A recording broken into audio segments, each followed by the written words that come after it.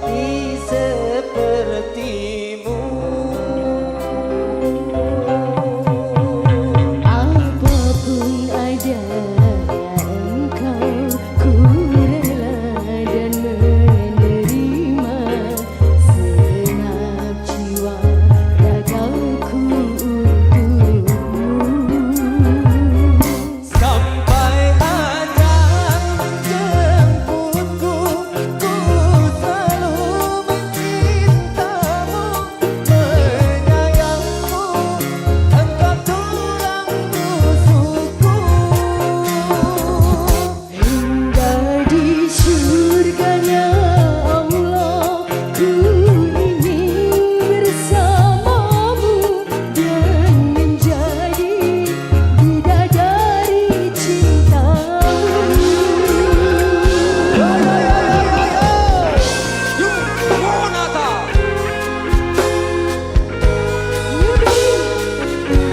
Rehan Audio.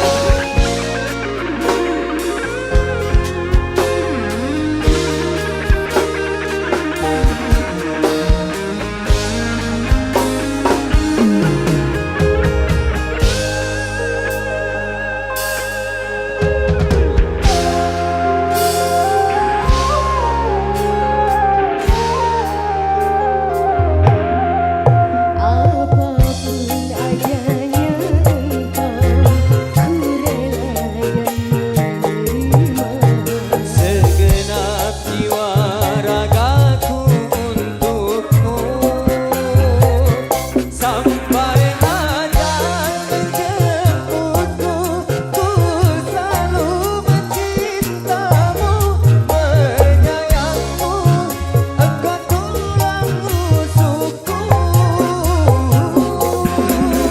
di surganya Allah, ku ingin bersamamu dan menjadi bidadari cintamu.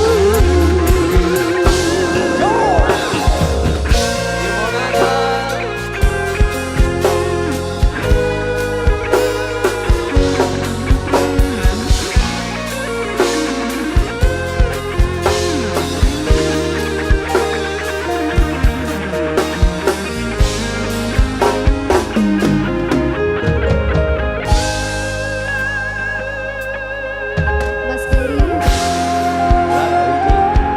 sama yang sebelah kiri.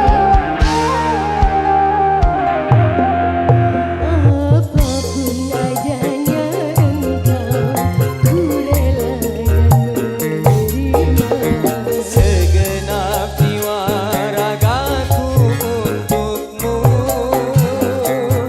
Sampai ajal menjemputku, ku selalu mencintamu, menyayangmu, engkau tulang rusukku. Dari surganya Allah, ku ingin bersamamu dan menjadi bidadari cintamu. Sampai ajal menjemputku, ku selalu mencintamu, menyayangmu, engkau tulang rusukku. Dari surganya Allah, ku ingin bersamamu dan menjadi bidadari cintamu. Dan menjadi bidadari cintaku. Menjadi bidadari cintamu.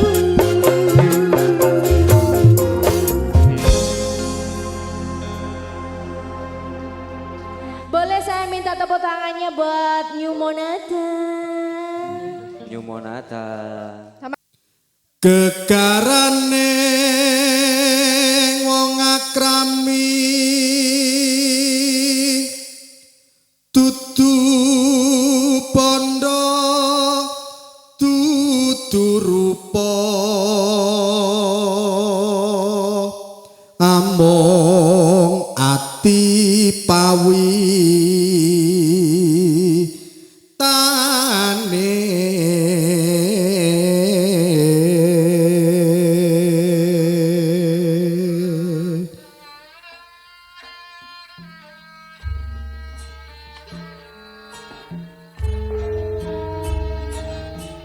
kasugengan kawilujengan kabagas kasarasan mugi tansah kajiwa kasarira dumateng kula saha panjenengan sedaya.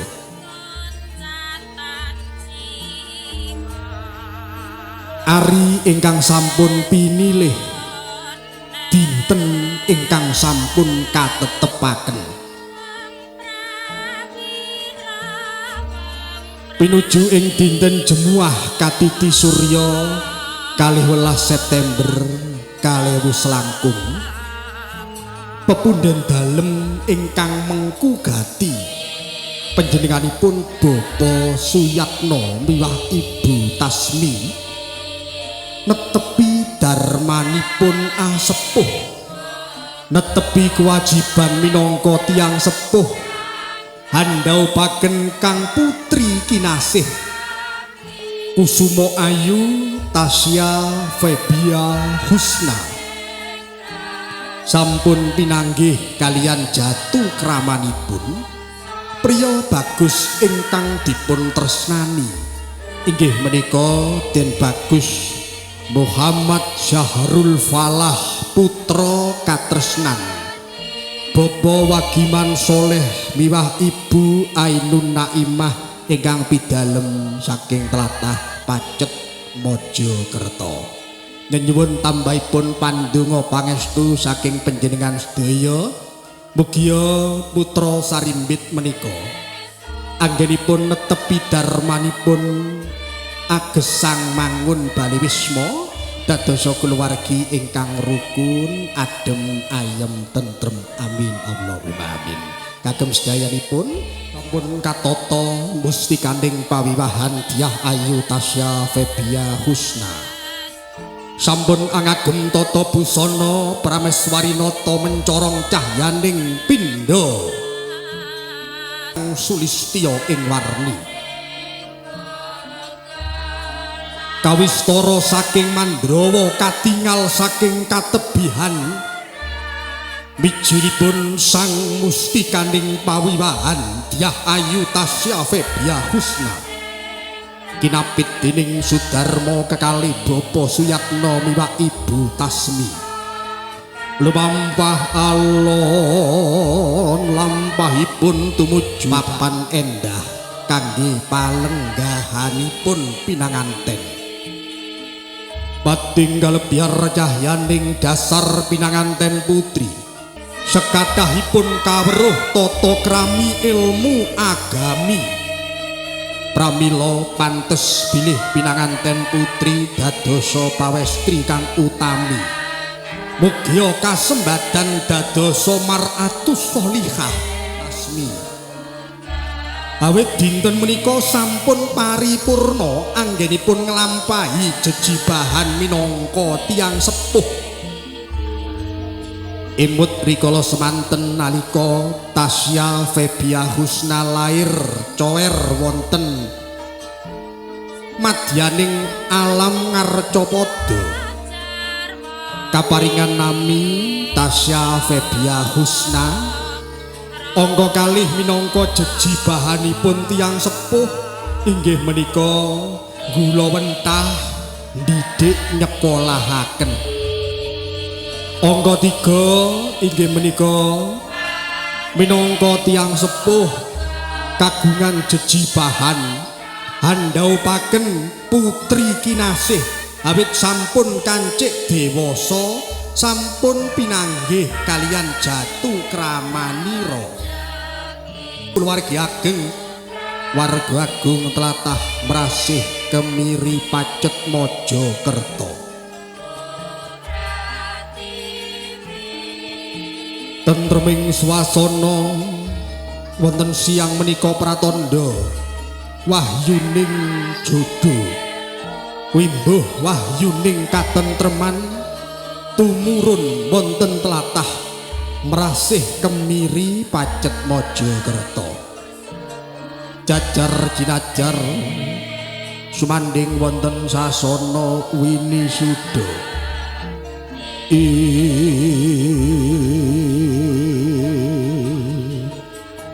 dipun lajengaken bedol Sekar Adi kembar mayang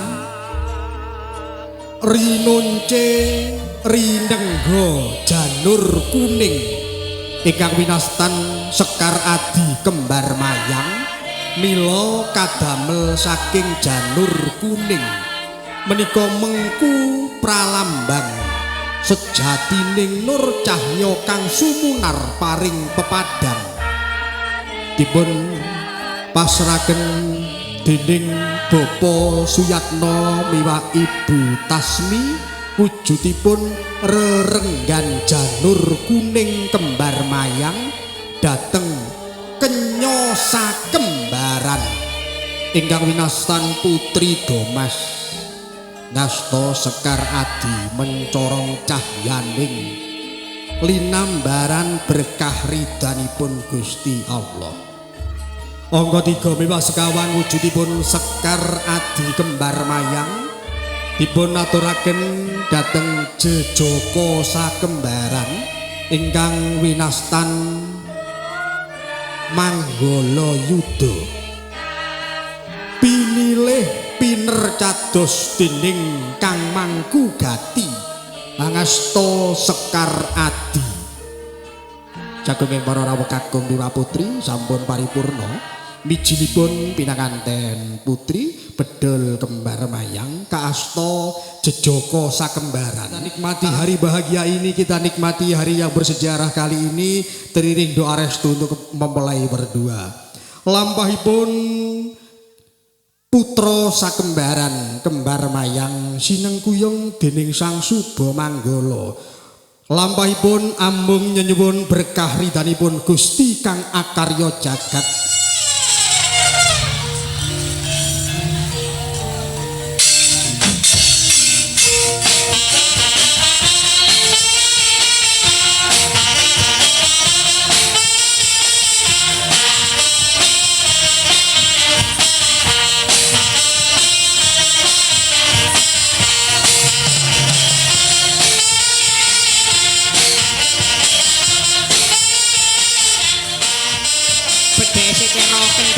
Tanggapane akeh gak salin nonton itu.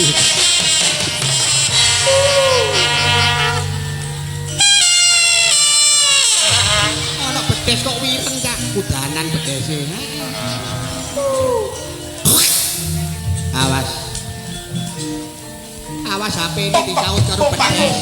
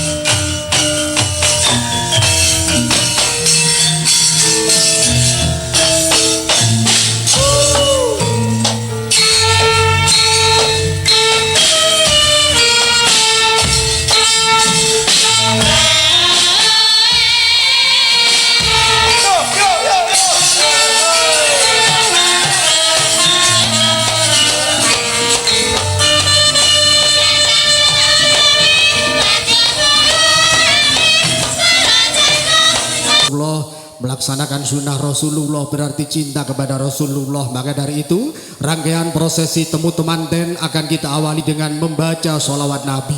Bapak Ibu hadirin dimohon berdiri, kita membaca sholawat Nabi.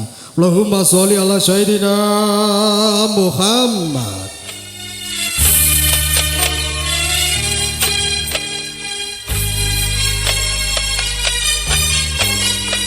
Sholawat Nabi.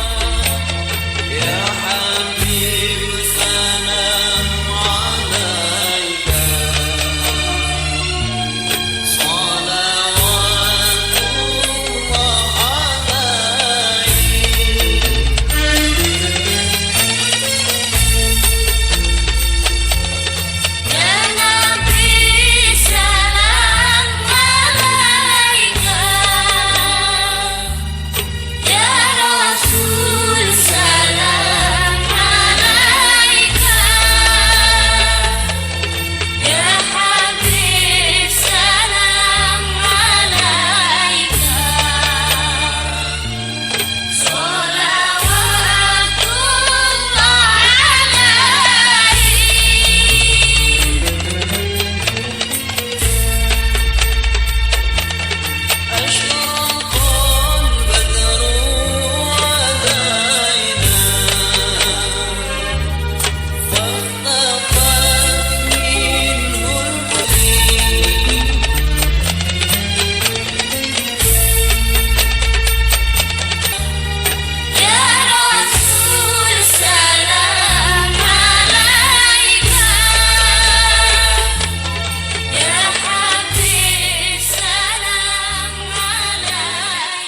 Bapak Ibu hadirin disilakan duduk kembali. Kita ikuti rangkaian prosesi temu temanten. Panggihipun sang pinanganten kairing ungeripun sampun dados katetepanipun Gusti Allah ingkang manggihaken sang pinanganten sarimbit. Tinata adicara ingkang sepisan tukar kembar mayang. Pramila sinebut kembar mayang, kembare katresnan, kembare kekarepan. Anggenipun manunggalaken niat tekad lan kajat mangun bale wisma. Dipun asta Sekar Adi kembar mayang dening Jejaka miwah kenya sakembaran. Kembar busanane kembar dedeke nggih kembar yuswane ingkang winastan Manggala Yuda miwah Putri Domas. Ambung nyenyuwun berkah ridaning Gusti Allah tumurun sumorot cahyaning ilahi dhateng tlatah merasih sumrambah dhateng sasana pahargyan pawiwahan dalemipun Bapa Suyatno. Jumangkah sugunipun sang pinanganten tempu ing pandulu catur netra. Catur papat netra mripat babar daya katresnan. Kumlawe astanipun pinanganten sarimbit samya balang gantalan. Menapa to ingkang kinarya bebalangan inggih menika ron sedah godhong suruh lininting dipun cancang. Pramila pinilih ron sedah godhong suruh bilih dipun pirsani lumah kurepe siji nanging menawi dipun gigit sami getire. Pratandha bingah susah dipun lampahi sesarengan. Diah Ayu Tasya Febia Husna ngaturaken bektinipun dhateng Sang Bagus Muhammad Syahrul Falah. Kanthi lenggah anjungku katata lampahipun upacara wiji dadi. Sigra pinanganten kakung nyidak wujudipun tigan. Sanalika tigan dipun idak tigan pecah. Pecahipun tigan menika pralambang pecahipun kadewasan. Dadosa dewasa pinanganten. Ing mangke Sang Bagus Muhammad Syahrul Falah sageta mecah wiji ingkang wonten kandhutanipun Sang Ayu Tasya Febia Husna. Gusti Allah paring nugraha putra putri ingkang soleh solihah. Dipun basuh dipun wijii sukunipun dening Sang Ayu Tasya. Pratandha minangka jejeripun priyantun estri kedah ngabekti dhateng Sang Bagus Muhammad Syahrul Falah minangka imam wonten kulawargi pangarsa kulawarga. Dipun junjung derajat kajunjung saliranipun kapiyantu kangge jumeneng pinanganten putri junjung derajat ingkang winastan tata upacara.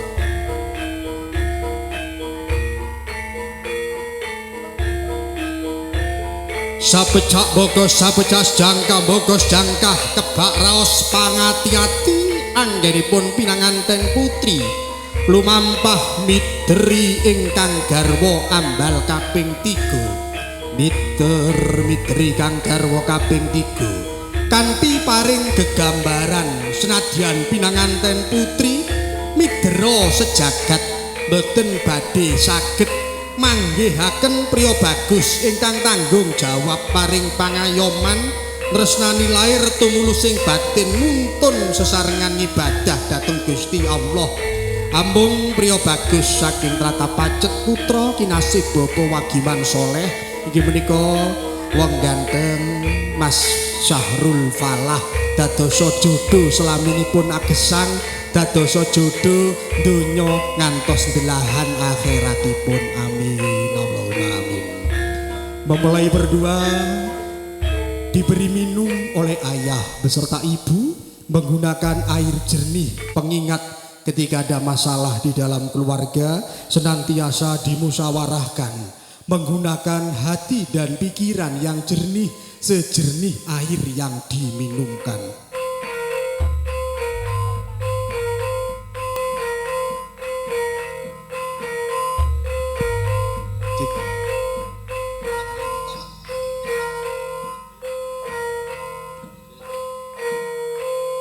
Sun hane seksi sajagat raya katanya pangucap asmani Gusti Allah. Bismillahirrahmanirrahim. Ayo nang angger cah bagus nang sira cahaya. Tak boyong nang sasana sedaya. Estokne karepe wong tuwa estokne karepe. Ayo ger. Sinengkepan kain sindur warni abrit miwah petak. Kain ingkang warni abrit menika pralambang katresnan saking ibu, menggah kain ingkang warni petak menika satuhu pralambang katresnan saking bapak. Bismillahirrahmanirrahim. Genduk cahayu ana ibadah insyaallah ditata uripmu dening Allah. Genduk cahayu ngerca bagus putra putrine ibu tak suwunake marang Allah sampean sekarone kaparingan daya kekuatan la haula wala quwata illa billahil aliyil azim. Ingkang Rama jumangkah wonten ngarsa ing ngarsa sung tuladha menggah ingkang ibu anjurung wonten pungkur anggenipun ingkang putra ing madya mangun karsa kebak raos pangati-ati anggenipun Kang Rama ibu hamboyong putra Sarimbit. Mempelai berdua dihantarkan oleh ayah beserta ibu naik ke pelaminan untuk mengawali hidup yang sesungguhnya membangun rumah tangga. Semoga apa yang dicita-citakan diijabah oleh Allah, dilancarkan segala urusannya, dipermudah segala permasalahannya. Amin Allahumma amin. Kami sampaikan selamat datang sugeng rawuh untuk keluarga besar Bapak Ibu besan. Monggo pinara ingkang sekeco, kami berikan himbauan untuk ditahan ngobrolnya supaya rangkaian prosesi tetap berjalan dengan khidmat. Sasono pahargyan pawiwahan Bapak Suyatno miwak Ibu Tasmi anggenipun hamboyong Kang Putra Sarimbit. Ingkang Rama ngrumiyini lampah alon-alon waton kelakon genah-genah waton pernah menika ingkang dipun ugemi dening Bapak Suyatno miwak Ibu Tasmi minggah dateng sasana rinenggo. Ing cahyaning sang pinanganten bencorong kadya lintang daru. Cahyaning pinanganten pindha lintang daru sumorot biar padang sarwa pantes anggenipun ngrasuk busana. Adapun prosesi selanjutnya mempelai berdua akan didudukkan di pangkuan sang ayah di sisi kanan dan kiri. Menika kang winastan tata upacara timbang bobot timbang pangkon putra Sarimbit dipun lenggahaken wonten pepangkonipun ingkang Rama sisih kanan miwah kiri. Dipun raosaken bobot timbangipun ingkang putra sesampunipun dipun raosaken padha abote. tegesipun podo abote tresnanipun Bapak Suyatno beserta Ibu Tasmi kepada Ines dan Falah sama, tidak dibedakan, keduanya disayangi, keduanya dididik, dicintai oleh keluarga besar Bapak Suyatno. Dipun waosaken donga rumiyin Bapak sebelum mendudukkan putra-putri panjenengan. Bismillahirrahmanirrahim. Barakallahu laka wa barak alaika wa jama bainakum fi khair, dadi rumah tangga sing barokah. Amin. Sampun kawisuda putra kekalih mangun bali wisma kanthi adem ayem tentrem jengjem.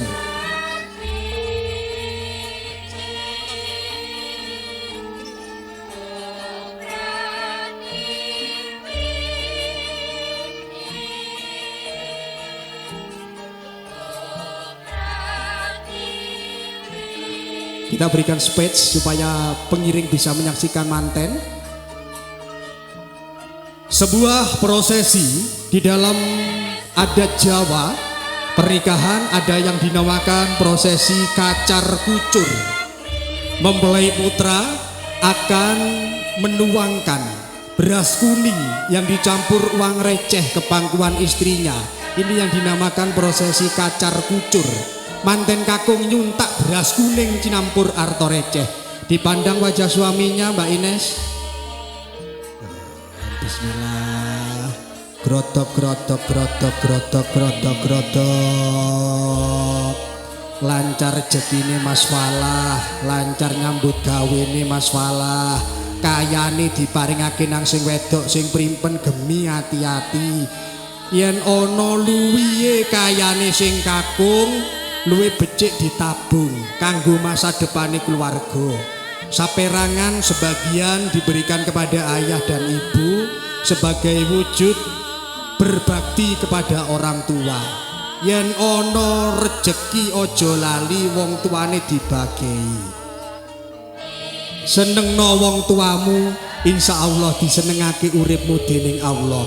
Bayem rine ayem atine, ketan puluane keturutan kekarepane Pak Yatno. Kagungan putra mantu ganteng, boten tebih, cedak omahe, kangen kene ya mrene, kangen kono ya mrono. Falah wayah sarapan mrene, wayah mangan awan rono. Butuh bayaran mulah temenane. Rezeki lo ya, datangnya dari Allah. Cedak jodoh nih, terkadang orang itu mendapatkan jodoh luar kota, luar pulau itu juga bisa. Kalau saya putra mantu yang bajeng ingkang angka sepisan Jombang. Dipun tampi wujudipun beras kuning cinampur arto receh dening Romo saha ibunipun. Kami persilakan kembali duduk untuk manten.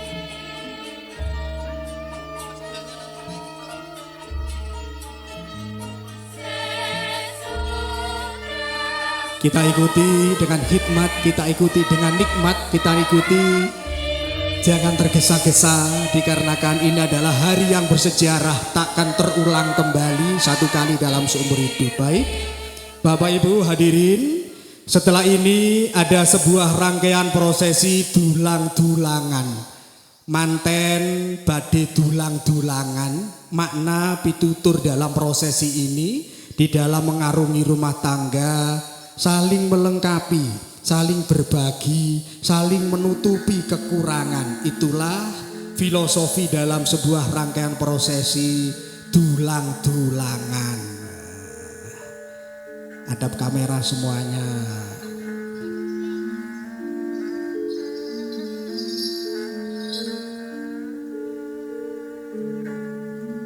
Ayo, sudah Mas difoto Mas? Pakai kamera menerek kayak artis deh. Ambil piringnya Mas Falah. Adik ya saya kalau nimbali nyeluk gua adik aja deh. Ambil piringnya deh. Ines yang pertama nyuapin. Danes, suapin Nes. Satu komando dari MC Pak Cucuk Lampah. Oke. Tangan kanan pegang sendok Nes, tangan kiri pegang dagu suamimu Nes. Suami lagi ya. Demak canggut. Kok udah Nes kok tulang-tulang no Nes. Bismillah dulu, bismillahirrahmanirrahim. Ambek nyanyi Falah senengane dangdut. Rindunya hatiku, senengane dangdut Falah ya. Ganti sekarang. Gemantos anginipun dedulangan pinang kanten kakung. manten putri yang pegang piring. Ojo akeh-akeh Mas, aku program diet Mas. Gak usah diet sayang, semakin kamu gendut semakin ku cinta. Mbok. Pegang dagunya lalu kok jopono dagingnya dek. Itu mbaknya, ini kok di belakang pojok itu mbaknya, mirip nggih Bu nggih. Alhamdulillah.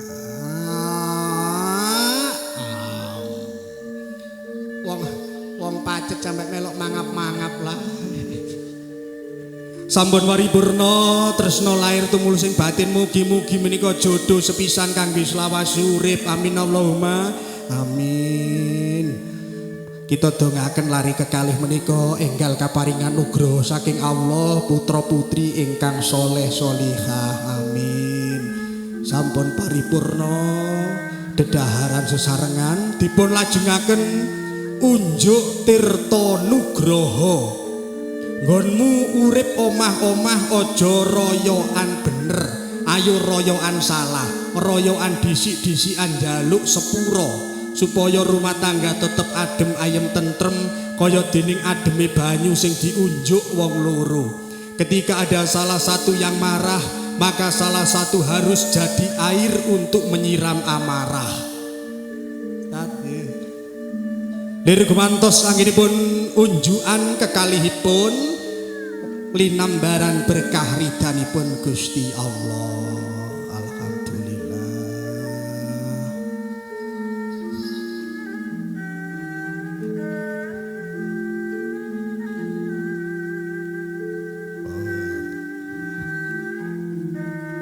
Paripurna unjuk tirta nugroho nderekaken wonten tamu pakurmatan ingkang rawuh inggih menika Bapak Wagiman Soleh dalah Ibu kadang besan saking Pacet badhe dipun papak rawuhipun dening Bapak Suyatno miwak Ibu Tasmi. Pak ana dayoh Pak, ana rawuhe besan Pak, ayo dipapak bune rawuhe besan. Monggo san besan ya Allah, monggo san pinarak monggo.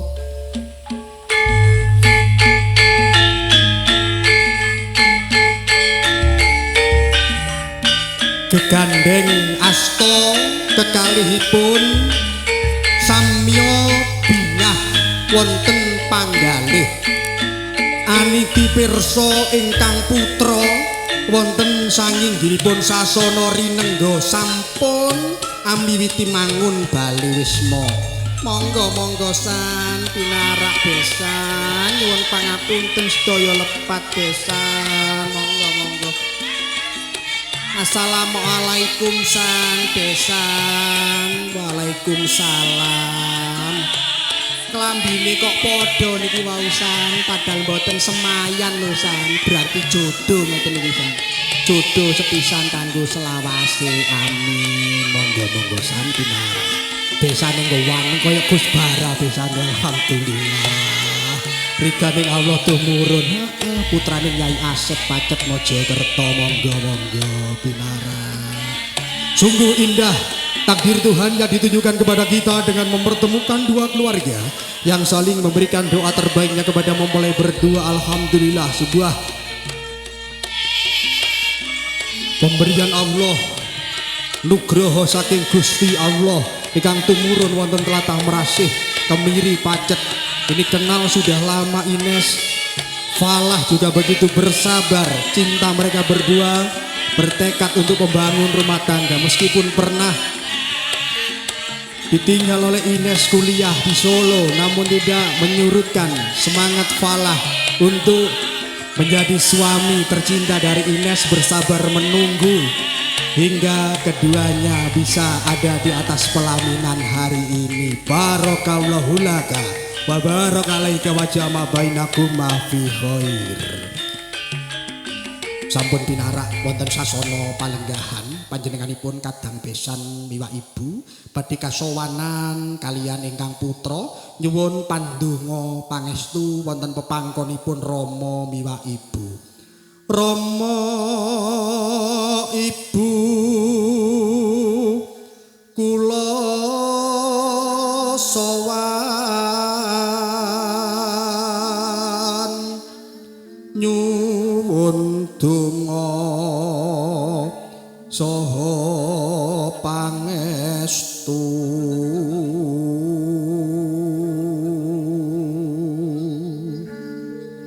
jumbuh ingkang sampun kula aturaken bilih putri katresnan saking Bapak Suyatno miwah Ibu Tasmi ingkang rikala alit lair Prococower kaparingan tetenger Tasya Febia Husna dipun gendong moyong-moyong dening tiang sepuh dipun didik dipun gulawentah dipun sekolahaken dhuwur panyuwunane Bapak Ibu dadiya putri sing ngabekti nduk dadiya putri sing miguna iling pituturi wong tuwa panjaluke ibu dadiya putri sing utama Ibu Rama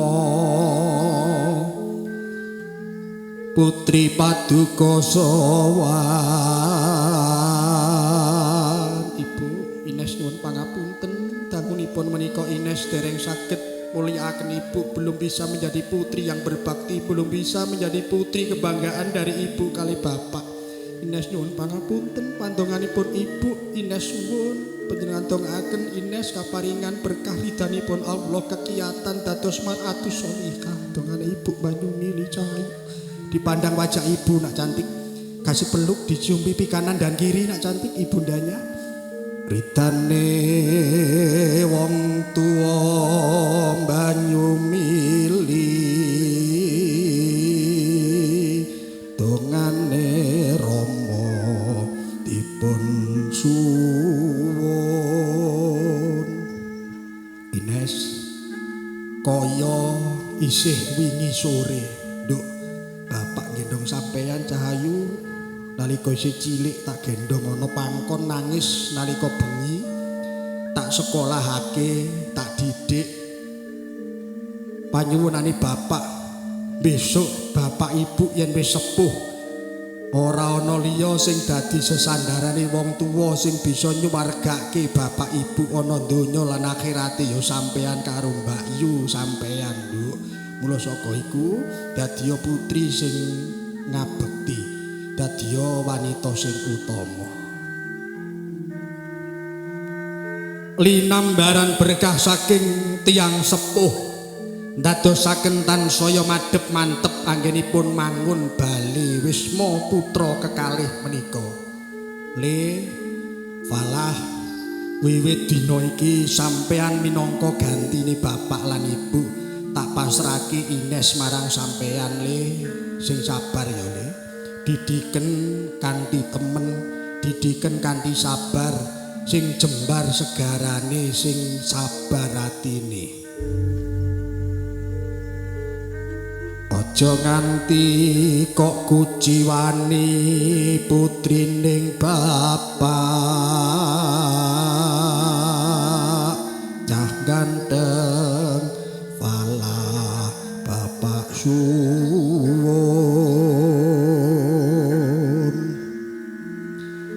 yen ana pitakon apa sing paling dhuwur sing bisa ngungkuli dhuwure langit yaiku dhuwure katresnane bapak marang anak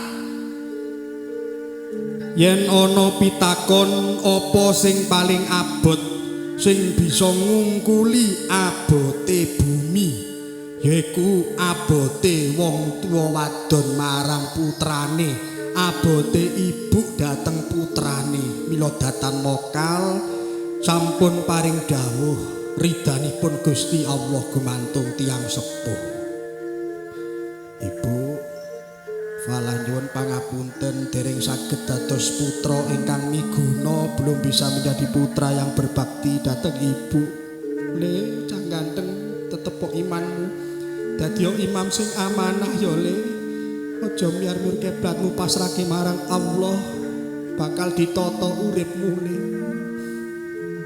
genduk dole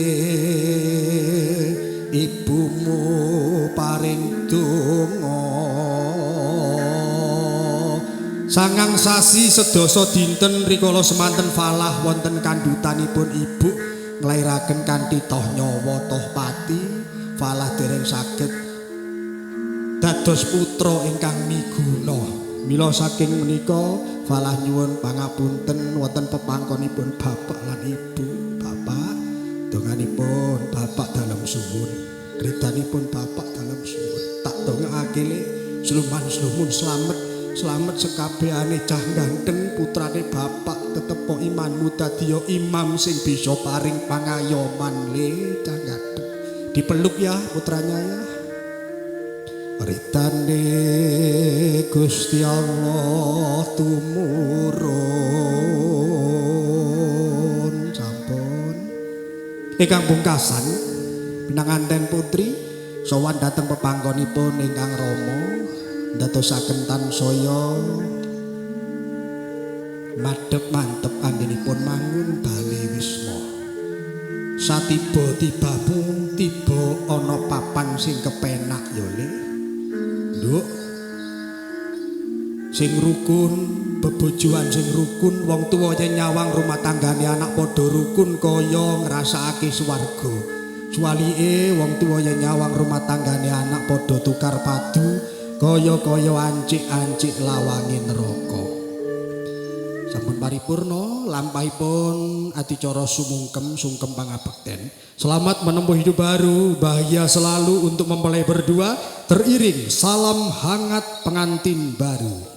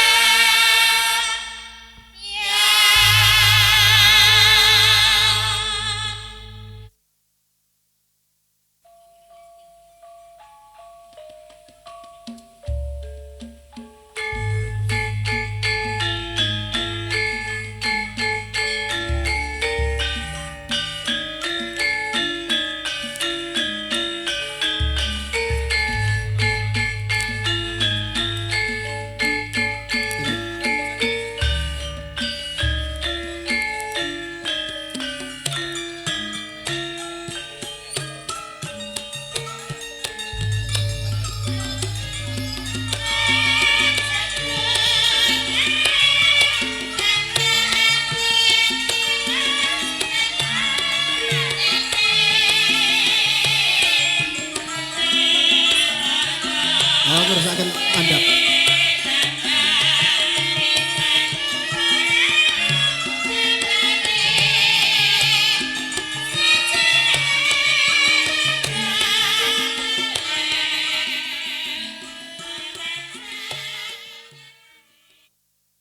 Gege panuwun sedaya rawuh paripurna anggenipun Sang Hanoman ngayahi jejibahan wiwah Sang Prabu Rama Wijaya ingkang anampi dawuh saking Bapa Suyatna kangge mratitisaken pinanganten kekalih sampun paripurna.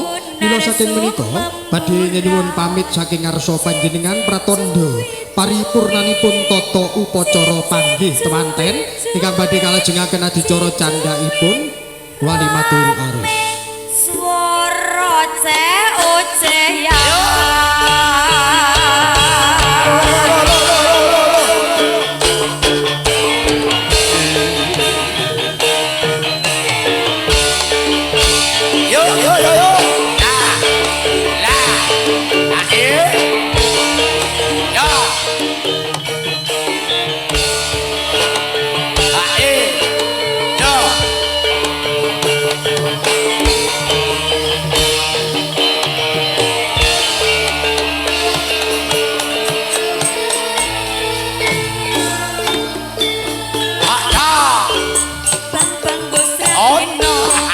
Ini adalah teman-teman dari Sokipul Fajah, teman dari Bapak Suyatno ini, teman-teman Isor Terop yang hari ini nyengkuyung Bapak Suyatno kagungan damel.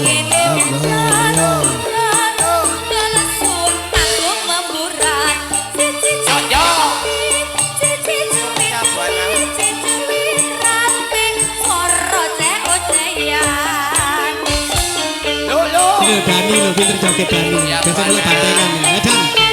Dan, ini Dan. Garapan Dani kok ayo. Ayo Dan. Tunjukkan pesonamu Dan. Sumur adus biar gebyur krengket gerak-gerak krengket gerak-gerak imbo aneh sumur adus biar gebyur